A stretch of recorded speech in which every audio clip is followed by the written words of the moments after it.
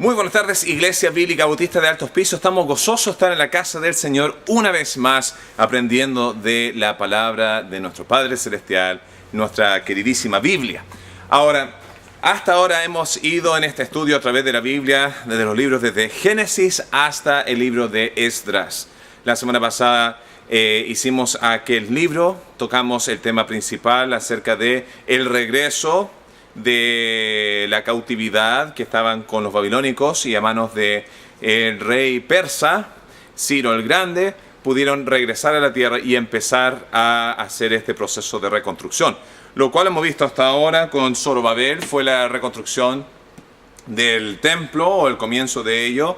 En el caso que venía después, Esdras iba a venir con una reconstrucción moral y espiritual acerca de la esencia innata de lo que iba a ser la nación de Israel en su índole del Torá, de la ley y cosas de esa índole.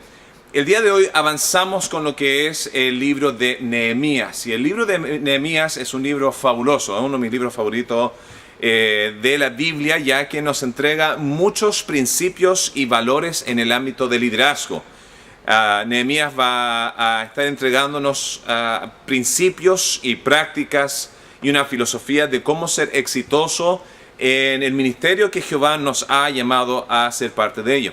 Ahora, este libro, lamentablemente, como tenía tantas verdades profundas y buenas, decidí hacerlo en 2 semanas en vez de solamente una, y así poder abarcar bien algunos puntos que creo que serían muy buenos para nosotros, beneficiosos para nosotros, entender para ser más eficaz en nuestro ministerio localmente y en las cosas que Dios nos ha llamado en nuestras vidas. Entonces, el libro de Nehemías va a estar abarcando estos temas principales que son el tema de liderazgo.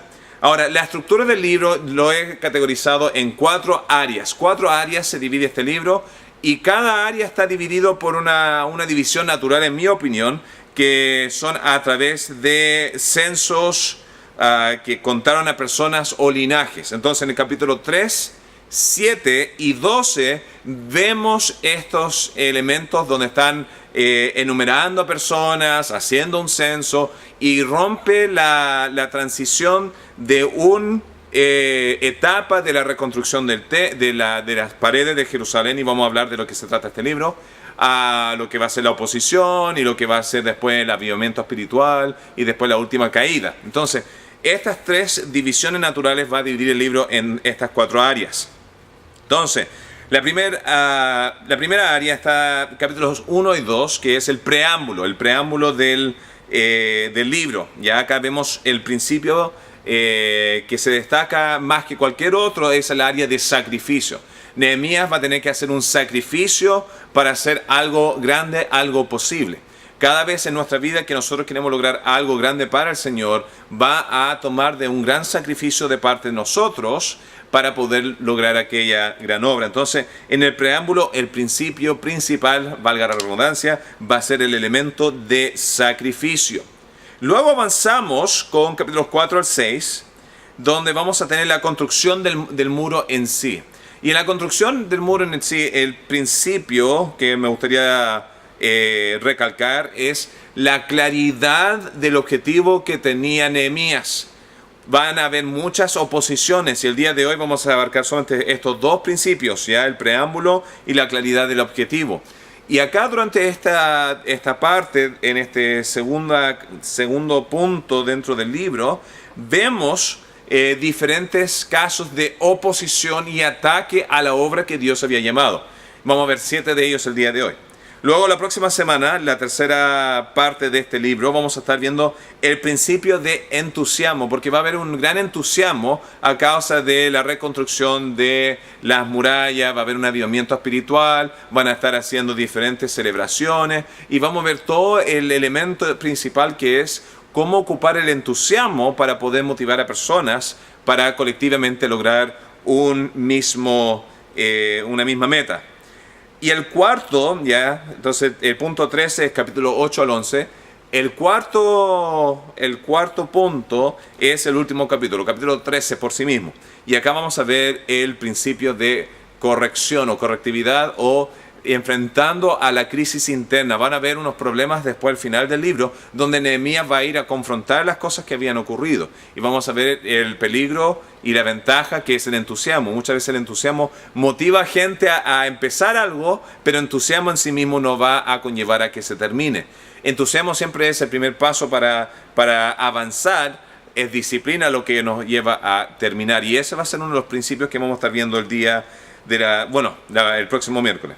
Entonces, volviendo al preámbulo, ya vamos a abordar el tema, capítulos 1 y 2, la palabra de Dios, vamos a ver el sacrificio que tuvo Nehemías hacia esta obra. Ahora, Nehemías era el copero del rey, y el rey era Artajerjes, y para su información, ¿ya? Artajerjes es uno de los hijos del rey previo que se llamaba Jerjes. Jerjes se cree y se atribuye como el rey Asuero, que se casó con Esther. Entonces acá podemos ver por qué había un judío copero del rey para un rey persa, porque el rey persa se había casado con una mujer judía. Entonces Jerjes con Esther ya tuvieron un hijo, tal vez era Jerjes y su esposa Vasti, o tal vez otra esposa, ya no se sabe, la historia no nos otorga esa información, pero Esther luego es la reina, y dentro de la casa real luego viene Artajerjes, y Artajerjes va a ser el rey durante este periodo, ya no para hacer cosas no para confundir. Pero volviendo al tema, vamos a ver que en el caso de Nehemías fue expuesto a un gran problema, que era la condición de Jerusalén. Ahora, tiempos previos, Zorobabel ya había ido más de 50 años antes para la construcción del templo, para la restauración a través de la mano de Ciro. Tuvieron la posición, fue arduo el trabajo, fue difícil la obra, y ahora 50 años han pasado desde ese capítulo divisorio entre Zorobabel y Esdras, y ahora Nehemías escucha de cómo está la condición de Jerusalén. Vamos a ir a la Biblia para leer ese texto, ¿ya? Nehemías 1 al 4. La palabra de Dios dice lo siguiente. Palabra de Nehemías, hijo de Acalías, aconteció en el mes de Quisleu, en el año 20, estando yo en Susa, capital del reino, que vino Hananí, uno de mis hermanos, con algunos varones de Judá, y les pregunté por los judíos que habían escapado, que habían quedado de la cautividad, y por Jerusalén. Quería saber cómo había quedado la obra de vuelta en su madre patria. Y me dijeron, el remanente, los que quedaron de la cautividad, allí en la provincia están en gran mal y afrenta, y el muro de Jerusalén derribado y sus puertas quemadas a fuego.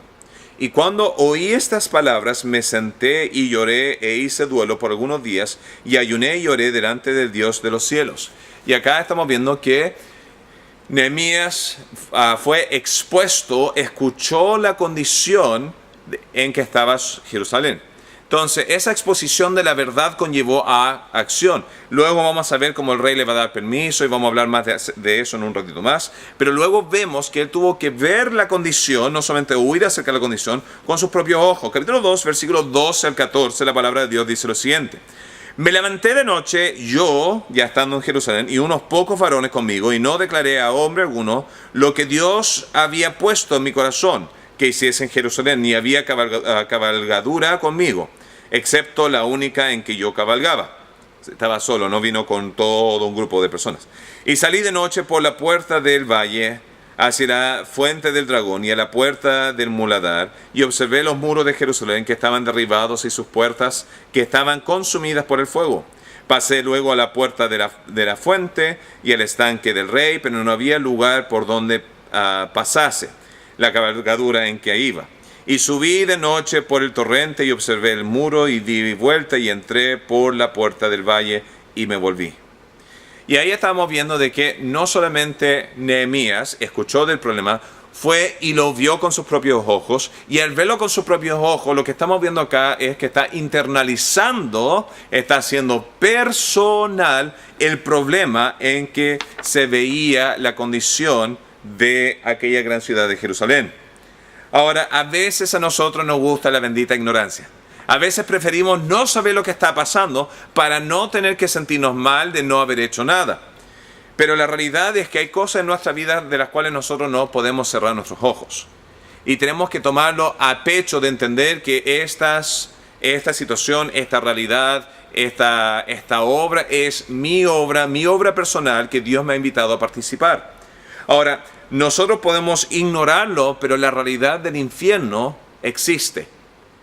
Es una realidad que nos incomoda, es una realidad que no nos gusta, es una realidad que nos puede preocupar, nos puede asustar saber que otras personas están yendo hacia ese destino. Y esa es una de las razones principales, ya no la razón principal, pero una de las razones principales por la cual el evangelismo es tan importante, porque gente está pereciendo sin Cristo, y sin Cristo no se van a ir al cielo. Y si no van al cielo, la Biblia nunca ha mencionado un limbo, nunca ha mencionado un purgatorio. Lo único que menciona es dos destinos finales, el cielo y el infierno. Y el infierno después, ya me estoy adelantando con lo que es escatología, lo que vamos a estar viendo en el libro de Apocalipsis, pero infierno después va a ser lanzado al lago de fuego. Son dos conceptos diferentes que vamos a ver después. Ahora, a donde quiero concentrarme es lo siguiente.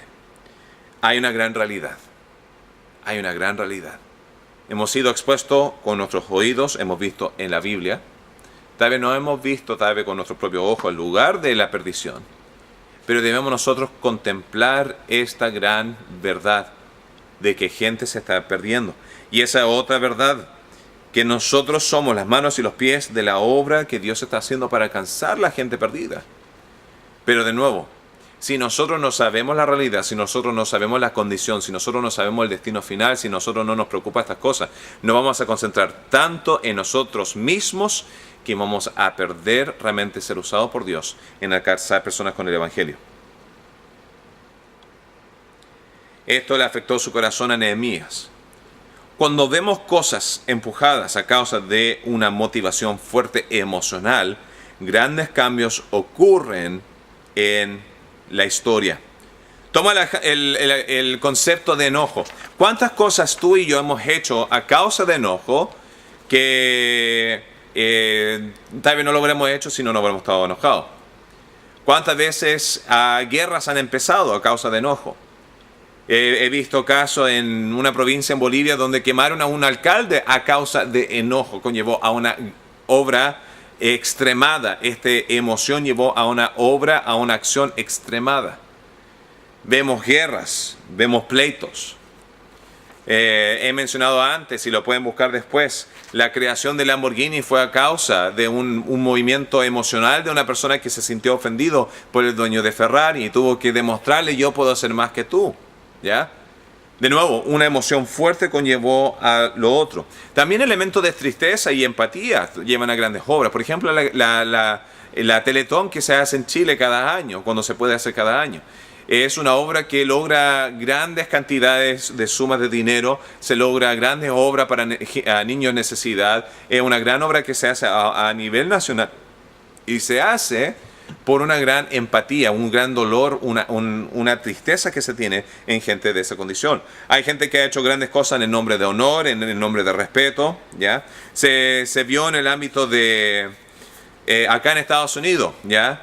Dos guerras diferentes tuvo realmente diferentes resultados cuando viene a la actitud nacional. La Segunda Guerra Mundial era una guerra que se consideró una guerra honrada, una guerra digna, fidedigna, que valía la pena hacer. Cuando uno veía las imágenes del Holocausto y cosas de esa índole y todas las otras cosas que estaban pasando, la nación de acá vio como digno entrar a guerra para rescatar y ayudar al resto.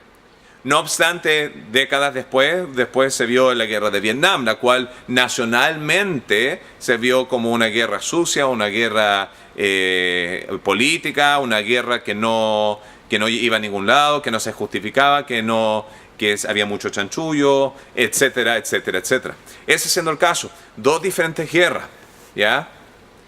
Que dependiendo de la manera en que fue presentado, conllevó al apoyo o no de una nación. Ahora, en el caso de Nehemías, él escuchó y vio cosas que conllevaron a un gran cambio en su vida. Nehemías tuvo que recaudar luego, y este otro punto dentro del gran sacrificio que hizo. Entonces Nehemías fue expuesto a la realidad y ahora está haciendo algo acerca de ello. Y para hacer algo acerca de ello, él tuvo que ocupar de sus recursos para poder lograrlo. ¿Y cuáles son estos recursos? ¿Ya? Para empezar, recursos de su tiempo, recursos de su energía, recursos de su trabajo y recursos de sus conexiones. Si Dios te llama a hacer una obra o tú quieres hacer una obra grande y vas a sacrificar, no solamente va a costar dinero, sino va a costar tu familia, va a costar tu tiempo, va a costar tu energía, va a costar tu corazón, va a costar realmente ¿cómo se llama esto? Las conexiones que tú tal vez tengas, pedir ayuda del resto. Y dependiendo de cómo tú eras antes de aquella obra, va a determinar cuánto apoyo tú tengas. Entonces, si Nehemías hubiera sido alguien sin integridad, si Nehemías hubiera sido una persona que era de gran abuso, si Nehemías era una persona que no era una persona fidedigna, no hubiera tenido el apoyo del rey. Y acá vemos un principio sumamente importante cuando viene la obra de Dios, y es la siguiente. Mientras más grande la obra, mayor esfuerzo colectivo se necesita. Entonces se necesitan compañeros que ayuden hacia la obra. De la misma manera que se ve dentro de la iglesia, se necesita una obra colectiva para lograr algo grande. Y vamos a hablar acerca de eso en un ratito más. Ahora, ¿por qué crees que le entregaron tanto? Vamos a ir a capítulo 2, versículos 6 y 8. 6 al 8. Dice así. Entonces el rey me dijo, y la reina estaba sentada junto a él, ¿cuánto durará tu viaje y cuándo volverás? Y agradó al rey enviarme después que yo le señalé tiempo. Y además dije al rey, si le place al rey, que se me den cartas para los gobernadores al otro lado del río, para que me franqueen el paso hasta que llegue a Judá. Y carta para Asaf, guarda del bosque del rey, para que me dé madera para enmaderar las puertas del palacio de la casa y para el muro de la ciudad y la casa en que yo estaré. Y me lo concedió el rey según la benéfica mano de mi Dios sobre mí. Entonces ahí está relatando Nehemías. Imagínate, Nehemías llega triste al trabajo y no puede estar triste en la presencia del rey. Le puede cortar la cabeza o pueden buscar a otro y perder esa oportunidad. Llega triste. El rey, como tuvo algo de misericordia, Dios estaba obrando dentro de todo esto y él tenía una esencia de integridad. Hubo una interacción y después de esta interacción, él le pide tiempo para hacer esta obra. Imagínate ir a tu jefe y le pides, jefe, necesito tiempo para ir y construir algo afuera. Y digamos que el jefe dice, ya, yo te voy a dar permiso. Jefe, por si acaso necesito algunas firmas para poder avanzar. Y ahora le estás pidiendo ahora otros favores más. No solamente el tiempo, ahora también las firmas del rey o la de tu jefe. Y si eso no fuera poco, después tú le pides a tu jefe, imagínate, ahora jefe, no tengo todos los recursos para hacerlo, ¿me podías dar dinero para hacer esta obra? Suena milagroso porque verdaderamente lo fue. Porque Dios estaba haciendo las obras. Ahora, un autoanálisis cuando viene a la integridad y a la competencia. Nehemías era una persona con gran integridad y por eso el rey le escuchó. Y era una persona con gran competencia y por eso se le entregó recursos para hacer aquella obra. Ahora, hay un principio en la Biblia que dice, cuando eres fiel en lo poco, Dios te pondrá en lo mucho. Y eso habla en el tema del ministerio y la responsabilidad que nos ha llamado a hacer. Ahora, el autoanálisis es qué tan fiel he sido a Dios, qué tan íntegro. Y no solamente eso, pero además la pregunta es, ¿cuánta credibilidad de competencia? Y no estoy hablando de una competencia yo contra otra persona, pero ¿qué tan competente soy en hacer la obra que Dios me ha llamado? ¿Por qué? Porque es trabajo arduo, ¿ya? Tomando ministerios dentro de la iglesia, uno puede hacerlo a media, lo puede hacer mediocremente, lo puede hacer de mala gana y va a tener un resultado mínimo. Pero uno puede sacrificarse y estudiar y esforzarse y mejorarse y capacitarse y luego entregar una mejor obra. En mi caso, cada vez que yo avanzo cada día de mi vida, yo quiero crecer y avanzar en la manera de dirigir una iglesia, en la manera de aprender de Dios, de aprender de la Biblia, de estudiar. Cuando uno deja de aprender, deja de ser eficaz en su ministerio. Entonces, ¿qué hago yo? Yo estoy leyendo entre 7 a 10 capítulos al día. ¿Por qué? ¿Me sobra el tiempo? No. Me estoy acostando todos los días a las 1 de la mañana. Me estoy levantando todavía a las 6, 7 de la mañana. Pero ¿por qué hago? ¿Por qué trabajo tan duro? Porque quiero progresar, quiero avanzar, quiero crecer. Porque sé que en lo poco, si soy fiel en Dios, Dios nos va a dar mucho. Ahora, un punto aparte, estoy bien entusiasmado de regresar a Chile. Me muero de ganas de estar de vuelta. Estoy gozoso de las cosas que vamos a estar haciendo. Y algunas van a ser sorpresas, entonces no le quiero arruinar la sorpresa. Pero hay muchas cosas positivas que yo veo que van a pasar adelante. Ahora, si ustedes están pensando un salón VIP en la parte de atrás con una tele y un jacuzzi, eso no es, ¿ya? No tengan sueños con eso, ¿ya? Si piensan que vamos a remover la silla y poner puro jacuzzi en el auditorio y tener un sauna mientras se predica, tampoco, ¿ya? Pueden despedirte de ese pensar. Pero lo último acerca de este preámbulo, acerca del sacrificio, es que dentro de todo esto, la obra era de Dios. Y ahí es donde debemos recordar que Dios buscará gente que haga la obra de Dios y lo va a buscar de manera de obreros fieles. Dios iba a reconstruir a Jerusalén. Dios podía elegir a cualquier persona, pero fue dirigido específicamente a Nehemías, le tocó el corazón a Nehemías, le dio los recursos, iba a tener mucha posición, pero no obstante lo mandó de vuelta. Dios lo iba a hacer igual y de la misma manera. Van a haber iglesias en altos pisos porque Dios quiere iglesias en altos pisos. Dios es soberano. Dios tiene la última palabra con todo este elemento. No obstante, Dios puede tanto ocuparte a ti como a otra persona para hacer que eso se logre. ¿Y qué va a estar buscando Dios? Dios va a buscar a gente que sea en cierta manera competente en la manera de obrar, pero además una persona dependiente en Dios y fiel. Entonces, si la obra entonces es de Dios, Dios lo va a hacer. Pero acá hay otro punto. ¿Qué tal las obras que no son de Dios? Hay obras que hacen cristianos que no son de Dios, y no estoy hablando de iglesias, sino cosas que hacemos en nuestras vidas. Hay obras en nuestras propias vidas que podrían no ser de Dios. Si la respuesta es sí, la pregunta que sigue es, ¿vale la pena hacer esas obras que no son de Dios? Porque tarde o temprano, ¿ya? Lo puede disfrutar por un momento, pero a la larga no lo va a disfrutar.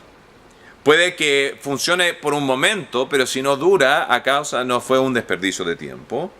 Y además, si es que no es de Dios, no va a ser verdaderamente productivo para toda la eternidad. Y es un punto importante que nosotros tenemos que contemplar. Porque si la obra no va a ser productivo de índole eterno, estamos desperdiciando el tiempo, nuestra energía y nuestros recursos. Entonces, acá es donde nosotros tenemos que siempre recordar y volver atrás. ¿Me estoy alineando a la obra que Dios está haciendo o estoy haciendo mi propia obra? Y eso es algo que incluso yo tengo que batallar semanalmente, diciendo no puedo, no quiero, no deseo que esto sea la obra de la carne, sino que esto sea la obra de Dios, centrado en Cristo, los resultados de Cristo, sin manipulación, sin productividad de manera humana, sino realmente ser fiel a Dios y dejar que Dios traiga los resultados. ¿Ya? Entonces todo eso es el preámbulo, el primer de los dos puntos que vamos a estar viendo el día de hoy, cuando viene este tema de lo que es Nehemías y su liderazgo. Entonces acá estamos viendo cómo él recaudó los fondos, recaudó el equipo, se preparó, su corazón lo tocó, lo movió, todo el preámbulo para comenzar la obra que Dios estaba haciendo. Entonces, recordando, Dios está haciendo la obra. ¿Qué significa para nosotros? Que nosotros debemos someternos a querer buscar la obra que Dios está haciendo y no crear una propia. Todo nos lleva al segundo punto del día de hoy, que es la construcción del muro. Capítulo 4 al 6, luego Nehemías llega a Jerusalén. Ve la condición con sus propios ojos, ve cómo está la realidad y él empieza a hacer el mapa, a planear, a estructurar, a comunicar. Y ahí va a empezar a hacer la obra, que va a durar 52 días, la construcción de la muralla. Pero a través de esta construcción van a haber 7 diferentes crisis en casi 2 meses de la vida de Nehemías. Ahora, para empezar, debemos entender que había un grupo de opositores. había un grupo de opositores. ¿Quiénes son estos opositores? Eran dos personajes específicos que acarreaban más personas. Uno era Sanbalat y el otro era Tobías. Y estos eran parte del élite, parte del liderazgo, de la gobernación, de lo que era Samaria. Ahora, acá quiero hacer un pequeño margen de información y explicar quiénes son los samaritanos. ¿Quiénes son los samaritanos? ¿Se acuerdan de la historia del buen samaritano? ¿Ya? Los judíos odiaban a los samaritanos. Este era el grupo de los que estaban atacando la construcción del templo. ¿Se acuerdan de la mujer samaritana que estaba al lado del pozo cuando Jesús vino en Juan capítulo 4? De nuevo, ella era samaritana. Entonces nosotros habíamos hablado en el pasado acerca de que la nación de Judá e Israel estaban divididas en dos partes porque se dividió con los reyes. En el sur estaba Judá. Y en Judá también estaba un poquito de Simeón, los levitas habían venido y había una interacción con los de Benjamín, a veces acá, a veces allá. Esa era la nación del sur. En el norte ya estaban las otras 10 tribus y esas 10 tribus se fueron de mal en peor cada vez. Y cada vez que se corrompían peor y peor a través de los reyes, Dios mandó a los asirios que conquistaron la nación del norte, se llevaron cautivos a los hombres del norte de Israel, y luego mandaron extranjeros quienes vinieron a sentarse, y todavía habían algunos lugareños, y se casaron entre ellos, y ese va a ser un punto que vamos a ver al final del libro de Nehemías, que también fue un punto que vimos al final del libro de Esdras. Y al casarse, estos samaritanos, que era la provincia en que ellos estaban, trajeron los ídolos paganos y lo interconectaron con Jehová. Solamente creían en los primeros 5 libros de la ley, no creían en los profetas ni ninguna de las otras cosas más, y era todo un desorden. Y era este grupo de líderes de los samaritanos que fueron la mayor cantidad de problemas para Nehemías. Y fueron el mismo grupo de personas que produjeron un gran problema con Zorobabel diciendo queremos construir contigo el templo, y él le dijo que no vale la pena, y tuvieron todo ese problema la semana pasada y hablamos de lo que era el ecumenismo acerca de ello. Ahora, volviendo a este tema, esta gente van a estar atacando, oponiéndose a la obra. Ahora, vamos a ver 7 maneras en que lo hacen. ¿Ya? No tengo ningún púlpito donde tengo una silla que estoy subiendo y bajando los apuntes. Ahora, estas 7 oposiciones son las siguientes. Van a comenzar con burla, capítulo 4, versículo 1 al 3. Luego van a avanzar con tratar de sabotear y matar a los trabajadores, capítulo 4, 10, 23. Luego vamos a ver en capítulo 5 un tema de abuso interno hacia los pobres. Va a ser un problema interno. El cuarto va a ser distracciones que van a estar tratando de hacer para que no se haga la obra. Luego vamos a ver calumnia contra Nehemías hacia el rey. Luego la sexta oposición va a ser sabotear por difamación. Ya van a hacer un pequeño plan para tratar de pillar a Nehemías haciendo una infracción. Y finalmente Tobías va a tratar de sabotear a través de la tarjeta de popularidad con la gente de influencia dentro de Jerusalén. Entonces, vamos a abarcar el tema. ¿Cómo lidió ahora Nehemías con cada uno de estos problemas? Porque cada uno de estos problemas pudo haber explotado en su cara y ahí quedó todo. Entonces, empezamos con la burla. Ya en capítulo 4, versículos 1 al 3, se lee. Dice así: cuando oyó Sanbalat que nosotros edificábamos el muro, se enojó y se enfureció de en gran manera e hizo escarnio, que es burla de los judíos.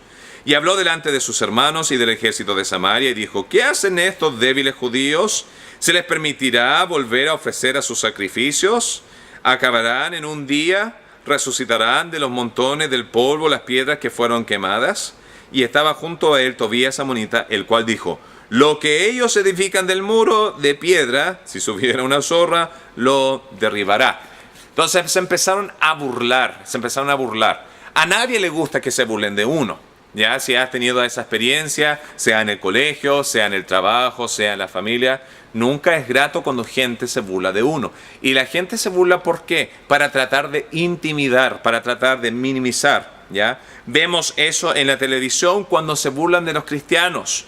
Al burlarse de los cristianos, que están tratando de hacer, de opacar la voz de los creyentes. En iglesias, cuando se atacan burlándose de otras iglesias o de otros grupos de personas o de las otras creencias. Ahora, muchas veces podemos caer en esa trampa porque queremos ser fiel a la palabra de Dios. Y hay sectas y hay herejías y cosas de esa índole.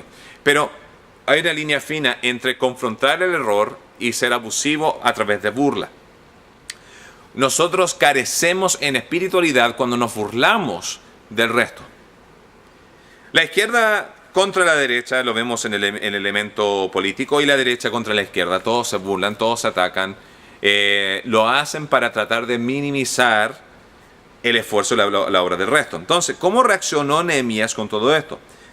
En capítulo 4, versículos 4 al 6, dice que él oró a Jehová y le empezó a relatar: Dios, esto está pasando, te entrego este problema a ti. Y luego se concentraron en avanzar y trabajar. Y en versículo 6 dice que empezaron a avanzar a tal punto donde ya terminaron la primera fase. Y esto hizo enojarse a los samaritanos, a estos dos líderes. Porque ellos pensaban que mofándose, echando para abajo, ellos iban a poder subir, iban a poder progresar en ese ámbito. Pero a la larga realmente no logró efecto. Luego, entonces, ¿cómo se prepararon a través de esto? Bueno, fueron en oración a Dios y siguieron avanzando. Luego, cuando empezaron a producir una junta de las personas para ir a atacar y derribar las murallas y matar a los trabajadores y sabotear y todas esas cosas, cuando Nehemías supo lo que estaba pasando, esta intimidación, él decidió, versículos 7 y 9, que iban a cada uno trabajar con sus propias manos, iba a tener su espada a su lado. Y si sonaba la trompeta de advertencia hacia una dirección en específico, todos iban a dejar sus puestos de trabajo e iban a pelear.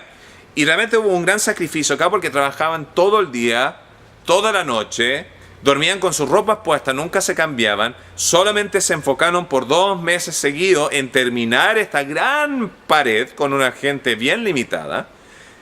Pero acá vemos un punto importante que destacar, y es la importancia de la unidad. La unidad hace la fuerza, donde yo me enfoco no solo en mi ministerio, sino puedo ver que el éxito de mi hermano es además mi éxito. Entonces vamos a tomar el caso. Si el grupo Refugio es exitoso, esos son los juveniles de 5º a 8º básico en su ministerio, ¿qué va a pasar? Que la enseñanza media va a beneficiarse si es que le va bien, porque esos juveniles van a crecer, van a ir a los jóvenes. Entonces, debería ser el enfoque de los jóvenes de enseñanza media, ayudar lo más posible para que los juveniles florezcan también colectivamente. De ese modo, cuando estos jóvenes crezcan, van a entrar a su grupo de jóvenes. Lo mismo para el grupo universitario, ¿ya? Dunamis. Cuando ellos se concentran en que el grupo de enseñanza media sea exitoso, digamos que el grupo de enseñanza media creciera a 50 personas, ¿cuántos de esos jóvenes van a después pasar al grupo universitario? Digamos 10 de ellos. Esos son 10 personas menos que tienen que alcanzar el hermano Ariel, con la hermana Judith, con el hermano Jorge. Entonces, el trabajo colectivo produce una gran ganancia. Pero muchas veces yo he visto en otra iglesia donde cada uno está tratando de construir su propio reino.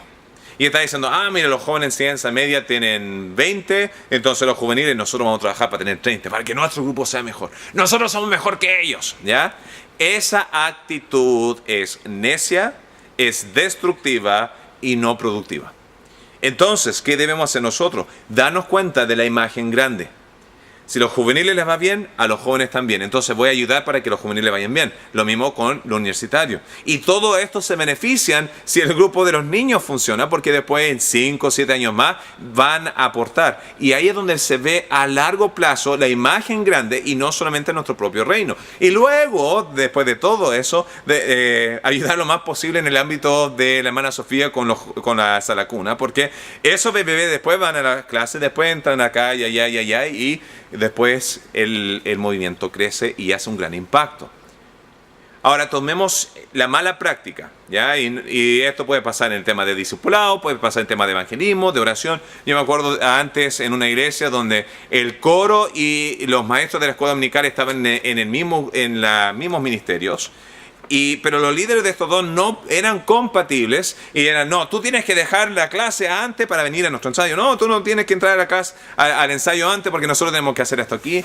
Y realmente era contraproducente el progreso porque cada uno estaba pensando en su propio ministerio y no estaba viendo la imagen grande.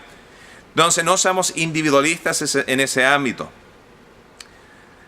Toma el caso de los judíos con la pared. Digamos que la familia fulano, ¿ya? La familia Álvarez, no hay ningún Álvarez en la iglesia, entonces puedo decir esto. Digamos que está la familia Álvarez y está trabajando en esta construcción de la muralla de Jerusalén. Y ellos dicen, ¿sabes qué? Quiero hacerlo mejor que el resto. No me importa cómo van ellos, yo me voy a concentrar. Y ellos acaparan para sí materiales que debió haber sido ocupado en otros lados. Hacen un área VIP, le ponen un poquito de detalle de oro, ponen sus propias cosas, desarrollo, y su lado es magnífico. Y realmente es el mejor lado de todas las paredes de toda Jerusalén. Pero digamos que al hacer eso, hubieron dos otras áreas donde otras personas no tuvieron los mismos recursos porque fueron robados de un grupo a otro, o realmente necesitaban la ayuda de las otras personas. Cuando venga el enemigo a saquear la ciudad, va a destruir todo, va a matar a todos, y esa pared que estaba mucho más bonito y elegante que el resto, habrá valido nada. Entonces, el principio acá de Nehemías, que se ve en esta parte de trabajo en unión, es trabajando unidamente en la misma visión, en la misma dirección, con los mismos resultados, mano a mano. Cuando hay división, Satanás está entre medio. No hay nada más que pueda dividir que dos cosas, nuestro propio orgullo o Satanás. Y los dos no van a florecer dentro de una iglesia. Y eso era lo que Nehemías estaba recalcando acá. Y es la razón por la cual se pudo lograr grandemente la obra que se hizo. En el capítulo 5, la tercera crisis que ocurrió ya no era externo, sino era uno interno. Y acá era el abuso del individuo. Los trabajadores estaban en necesidad, había una gran hambre, no tenían dinero, tuvieron que vender sus tierras. Después no tenían dinero, necesitaban comprar comida, entonces tuvieron que vender sus hijos en esclavitud a los otros judíos que estaban en Jerusalén. Y cuando Nehemías supo, explotó en furia, en enojo, en frustración y en llanto, diciendo, a causa estamos malgastando este tiempo, este no es un imperio de uno, esta es la obra para el beneficio de todos. Y él empezó a atacar este elemento donde se perdió la visión colectiva para ganar el mérito individual y propio. Entonces, ¿cómo lidió con este problema? Número 1, confrontó el problema directamente. Número 2, amenazó de él quitar las bendiciones que él mismo había puesto. Dijo, si ustedes no van a cooperar con la gente de abajo, yo que estoy encima de todo, no voy a cooperar con ustedes. Voy a tomar los recursos, voy a tomar las cartas, voy a tomar las provisiones y me voy. ¿Ya? Y así tajantemente era Nehemías, porque la visión no era de rubro de mérito individual, sino era de colectivo. Era del equipo, era de la familia. Luego él les ruega y les pide que regresen todo. Y la nación, los líderes que estaban ahí, se humillaron, se dieron cuenta de su error y restauraron las cosas que eran del resto. Ahora, con todo esto, Nehemías, además de lidiar con ese problema, puso su propia vida como un estándar de ese nivel de sacrificio. Dice lo siguiente, 5:14. También desde ese día que me mandó el rey que fuese gobernador de ellos en la tierra de Judá, desde el año 20 del rey Artajerjes hasta el año 32, 12 años, ni yo ni mis hermanos comimos el pan del gobernador. ¿Y qué estaba diciendo ahí? Estaba diciendo, yo no me voy a aprovechar del sistema, yo no voy a abusar de esto, yo voy a demostrar de mi propia manera también sacrificio. Y realmente aquellos líderes que hacen grandes cosas, sea una iglesia o lo que sea, una obra en la familia, una empresa, lo que sea, el líder, si quiere hacer algo grande, le va a costar más a él que a cualquier otra persona los sacrificios. Conozco un pastor que quería hacer una obra de construcción. Le iba a salir 200 millones de pesos. Él recibía diferentes dineros de terrenos que tenía y de seguros personales, y él entregó todo lo que él recaudó hacia la obra. No hubo nadie más que ese pastor que dio tanto para esa iglesia que él mismo. De la misma manera, Nehemías. Otros estaban en el sol, estaban trabajando, estaban sacrificando, pero nadie sacrificó tanto como Nehemías. Y es el principio del liderazgo para abajo. El liderazgo no existe para aprovecharse y tener su trono de marfil, sino el liderazgo existe para lograr la obra, y eso significa que Dios va a bendecir a ese líder con recursos, con influencia, con conexiones, con lo que sea, para poder lograr aquella meta. Ayer estaba hablando con un pastor que tenía un proyecto de iglesia de $1,5 millones, ¿ya? Sería equivalente a 750 millones de pesos. Y con esta obra de 750 millones de pesos, no, como 100, como 1.000 millones, mucho dinero. Le llegó a través de ayudar a una persona.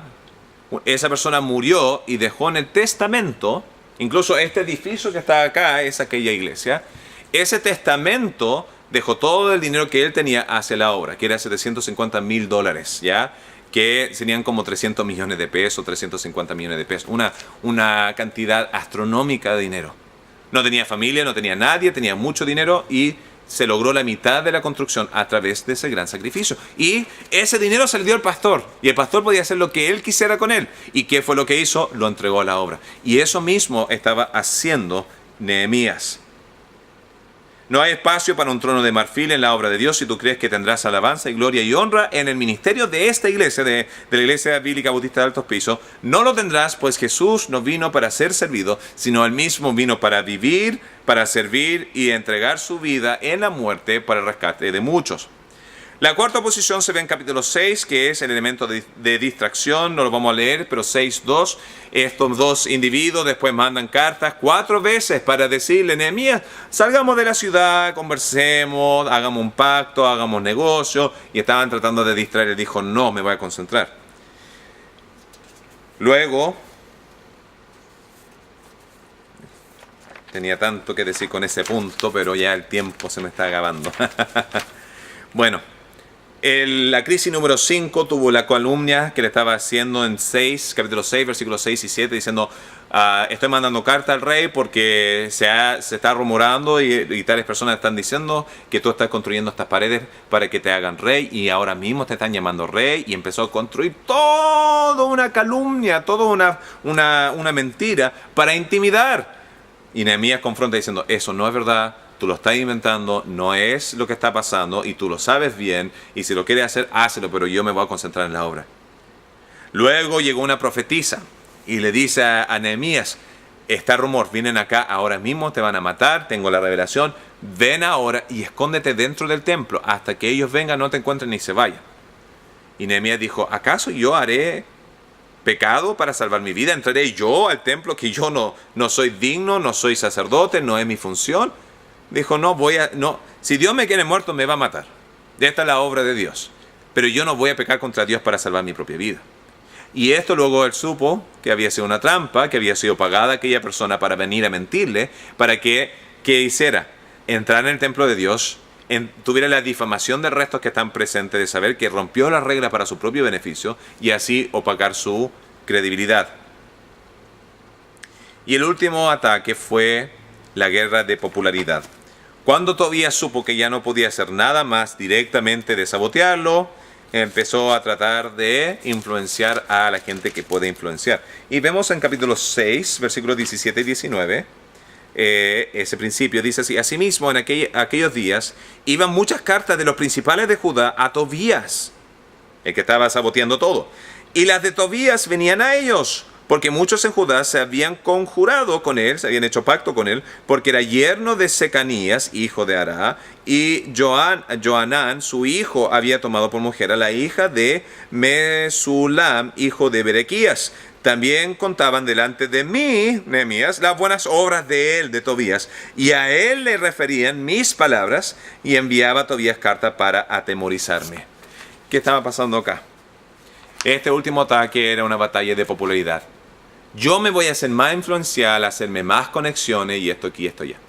Pero a la larga, yo hago la pregunta, ¿de quién es la obra? El de Jerusalén era la obra de Dios. Nehemías era un instrumento en la mano de Dios para lograr la obra. Dios se encargó de Tobías. Dios se encargó de aquella división. Dios se encargó de esa batalla de popularidad. Y aunque nadie más podía ver la farsa que era Tobías, Nehemías lo veía y él sabía que estaba ahí. Entonces, ¿qué aprendemos acerca de esto? Muchas veces se puede ver dentro de iglesias algunas divisiones, sea de popularidad, yo quiero ser más que él, yo quiero ser más que ella quiere ser más que yo, me tiene envidia, me tiene aquí, me tiene allá. De nuevo, todas esas divisiones que se pueden ver, y yo lo he visto en muchas iglesias, es casi algo universal. Satanás está entre medio de ellos. Si la obra es de Dios, Dios la va a lograr. No busquemos instrumentación, metodología humana para lograr la obra que Dios tiene. Y solamente ahí la obra va a florecer. La obra va a realmente tomar momentum, energía, trayectoria e impacto. Entonces, ¿cuáles fueron estos ataques? De nuevo, una vez más, ¿ya? En el caso de Nehemías, número 1, el caso de burla. ¿Qué aprendemos nosotros? No caigamos, no nos rebajemos al burlarnos de otras personas. Burla es algo sumamente, algo que yo desprecio grandemente con otras personas. Es algo que me produce una ira, una furia. Porque muchas veces cuando gente se burla del resto es para echarlo para abajo y así uno elevarse. Y todo lo que se eleva fuera de Dios es de la carne. No ocupes burla para intimidar. No estoy diciendo que no te puedes reír, no puedes tener chiste y pasarla bien. Si hay alguien que le gusta pasarla bien, a mí me encanta disfrutar, reírme, todas esas cosas. Pero no lo hagas a la expensa de echar a otro para abajo.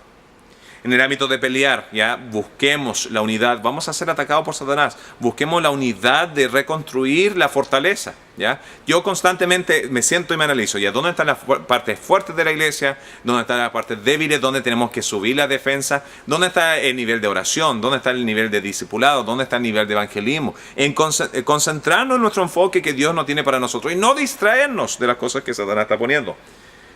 De lidiar con el problema interno. ¿Ya? Destruyamos el individualismo dentro de la iglesia. Destruyamos el individualismo dentro de la familia. Destruyamos el individualismo dentro de nuestra sociedad. No nos distraigamos, ¿ya? Este era un punto que iba a mencionar antes, me lo salté y voy a solamente pincelarlo acá. Y es, ¿qué es nuestra función como iglesia? Nuestra iglesia es una estación de rescate. De salvar a los que están pereciendo, ponerlo dentro de un lado seguro que es la iglesia. Ahora, acá es donde yo percato el tema de nuestra distracción. Porque cuando viene al ministerio de evangelismo, ¿ya? Y esto no es un ataque para nadie, yo no me gusta tirar indirecta o apuntar dedo, especialmente a la gente que yo más amo en toda la tierra, que es nuestra iglesia, ¿ya? Entonces, esto de ninguna manera es un ataque, simplemente es una observación. Que cuando vienen tiempos de evangelismo, muchas veces vamos a tener 5, 6, 4 personas, pero cuando tenemos paseo, ya que son los momentos de conectar, lo cual es sumamente importante dentro de una iglesia igual, tenemos 70, 50, 80, 90 personas. Entonces, ahí yo puedo ver, hay un leve distracción de nuestro objetivo.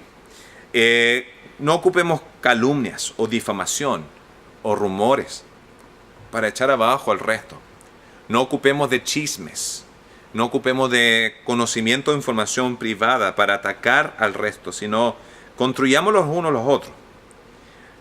No ocupemos difamación o trampas para conseguir nuestra manera. Y finalmente, no implementemos la guerra de popularidad como hizo Tobías, sino hagamos todo para el Señor. Y pongamos nuestra confianza realmente en Él y tengamos la motivación correcta. Bueno, son muchas verdades, Los quiero muchísimo, espero que esto haya sido tan edificante para ustedes como lo fue para nosotros o para mí, el de abrir nuestros ojos y de explorar las Escrituras y ver dónde estamos nosotros en toda esta ecuación. Yo estoy entusiasmado de ver cómo Dios está obrando. Hemos visto tantos resultados. Hemos tenido decisiones en las últimas semanas, en los últimos meses. ¿Ya? Creo que hemos tenido aproximadamente 7 personas que han venido a Cristo en las últimas semanas. La asistencia está maravilloso. ¿Ya? Cuando más crece algo, más Satanás va a poner la cola. Y ahí es donde viene la importancia de la pared. La pared no es para sacar a la gente del mundo, venir para ser rescatado. La pared es para sacar el ataque de Satanás que entre a nuestra familia espiritual. Que el Señor les bendiga en este maravilloso miércoles en el mes de mayo. Bendiciones.